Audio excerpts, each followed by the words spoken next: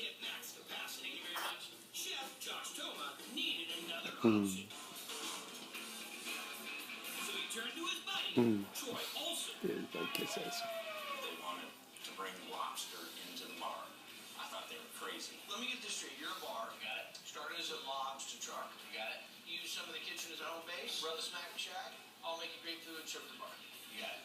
Package deal. Somebody's a winner. What was that about?